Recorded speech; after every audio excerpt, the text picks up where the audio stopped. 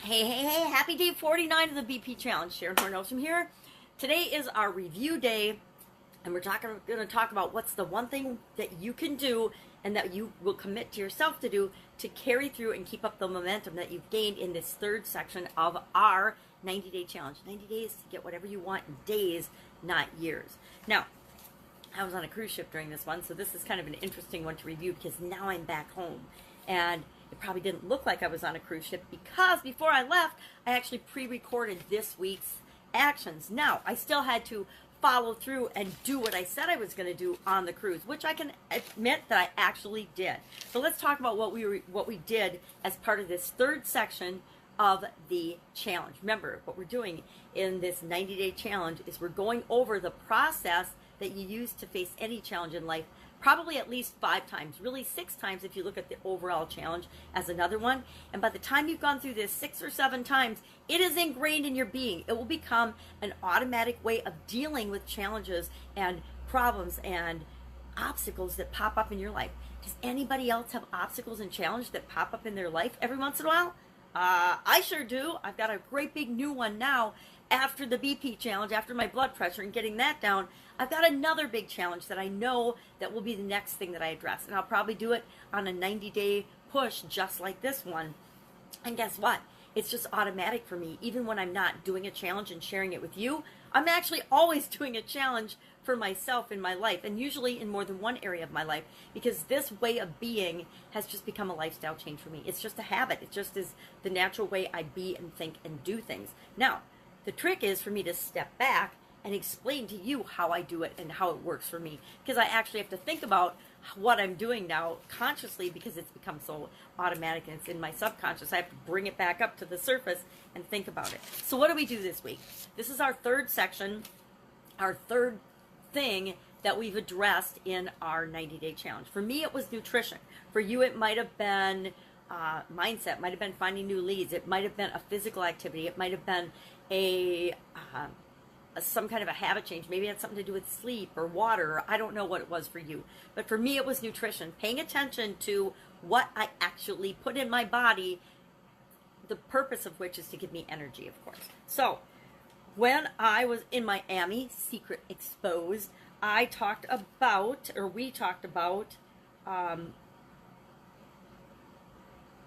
can't read my notes. Oh, what was the next thing? Oh, actually, this was in Miami before I got in the boat, and I think I did talk about this one, and I did this one and posted this one. I don't know if I posted before I left. I had a lot of internet trouble on my vacation. It was an extended vacation, but it doesn't matter. I actually did just post this yesterday for everybody. It was about how and what I was going to do from section 2 and how I was going to carry that through on the book. And for me, it was physical activity and movement was the previous section, and I talked about how I was going to make sure that I did something every day on the boat, which, yes, I did that too, because the trick to getting super successful from these longer challenges is to focus on one thing at a time. I usually pick 5 things because that's a good handful of things that people can do and remember, and then as I go through the challenge, I add one more thing to my commitment to myself of what I'm going to actually do or take action on throughout the rest of the challenge. It might not be every day. For example, for me, the movement one, the exercise one was I committed to doing something physical every day. Now the nutrition one, which is the one we went through this week, I've committed to do something else. But it doesn't have to necessarily be something that you do every day. You do the frequency that makes sense for you. Maybe you're reviewing your financial results or something, and it only makes sense to look at those once a month. Like if I'm looking at my income and my expenses, I only look at that once a month. Could I look at it every day? Yes, but if I do, there's so much fluctuation in it, it would drive me crazy. So I like to look at it month to month, month over month, and then compare it to last year. I'm always only comparing myself to myself and my performance. Not anybody else's, not anything else's, my personal performance and my business performance. Because those are the things that I can personally control. So, what did we talk about this last week? We talked about writing down our beliefs. Now, you're going to see a pattern here. The first thing we do is we write down all of our thoughts, feelings, and beliefs about the topic, about the thing that we're going to be focusing on for this segment. And then we looked at all of our emotions with respect to this thing. For me, it was diet, nutrition, weight loss, because I got a lot of baggage and a lot of garbage with this particular topic and health challenges that I've had over my lifetime. So I had a lot of mental trash that I needed to actually deal with as part of this. Then we talked about gathering information and documentation, looking into, well, what are our options? What are the things that we could do with respect to nutrition? What's important? What's not important? Then we selected which thing, we brainstormed all the possible options, and we picked what is the thing that we're going to do that I can do with respect to nutrition that's going to give me the biggest bang for my buck. So then I picked an option. I picked what I was going to do. And then I asked myself, well, I did a review check and I asked myself, how's it going? I listed out what was working, what wasn't working, and then I just observed the results that I was getting. Was I feeling more energy when I ate certain foods? Was I feeling less energy or lethargic? Or did I want to just lay down on the deck and take a nap, or lay down and take a nap anywhere in the afternoon because I had consumed too much sugar, too much processed food? What was it? Remember, we're always using ourselves as our own science experiment because we're the only one that can actually feel for ourselves and observe for ourselves and experience things for ourselves. And so we always have to be our own best detective to figure out what works for us and what doesn't work for us. And we're also the only one that actually knows when we're cutting ourselves too much slack or we're not cutting ourselves enough slack. We are always our own worst critic, but we need to be more of our own best friend, especially when it comes to judging ourselves. We should never, ever compare ourselves to anyone else. We should only ever compare ourselves to who I was yesterday versus who I am today. Or if you need a longer term frame of reference, do that. But we always want to be on this continuous improvement to be a better human being journey.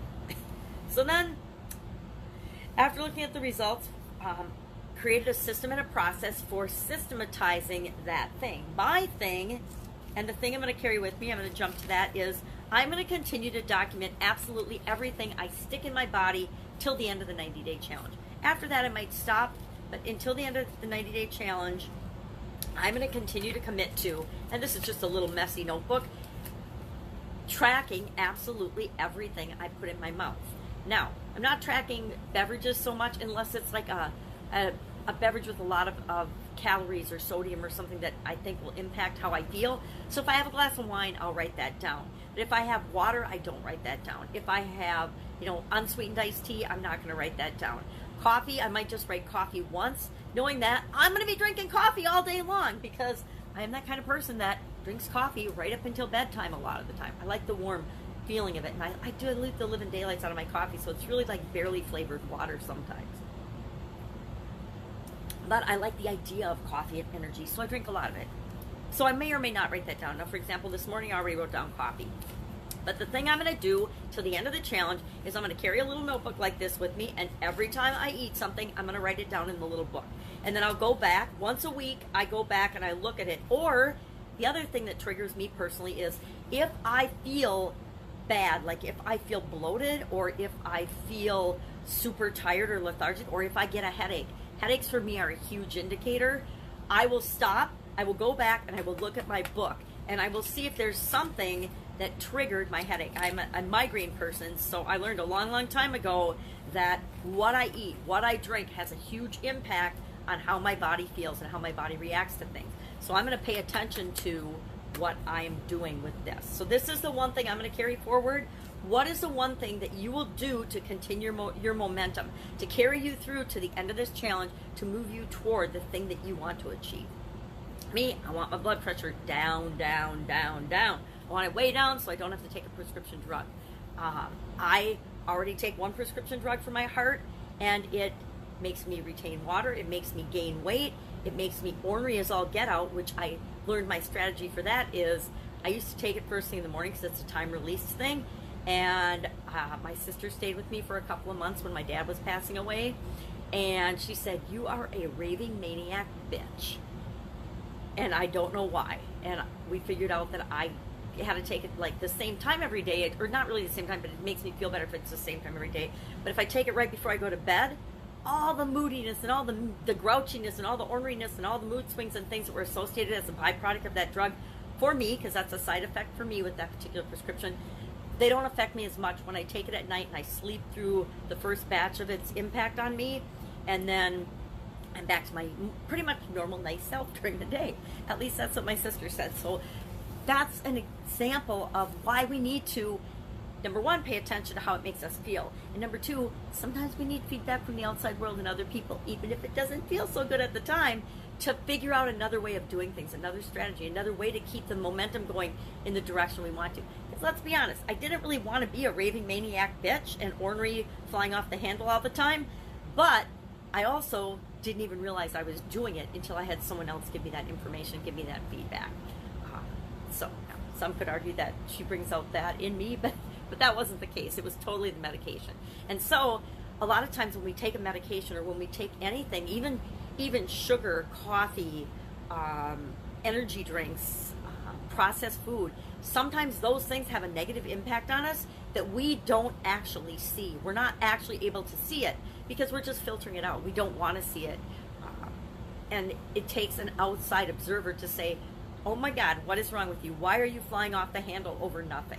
So we need to pay attention not only to our inside stimulus, but also to the things around us that are going on, and ask ourselves, does this make sense? Is there something valid to the feedback I'm getting from the world or from people around me? And if it is, we can choose whether to act on it or not. I chose to act on it and made a huge difference. And this was almost 5 years ago now, and I can't even imagine what I would be like if I hadn't gotten that feedback 5 years ago and just made that simple change in the timing of when I take that medication. Just the way life is, we're learning all the time about ourselves and about other people. So that's it. If I can help you in any way with this, with figuring out what your one thing is to carry you through to momentum, and you need help with that, hit me up in the comments below. And if you just want to chat about how is it going and what's working for you and what's not, or how this section went, or how anything in the challenge is going, just direct message me and we will set up a time to chat about it. It usually doesn't take that much time.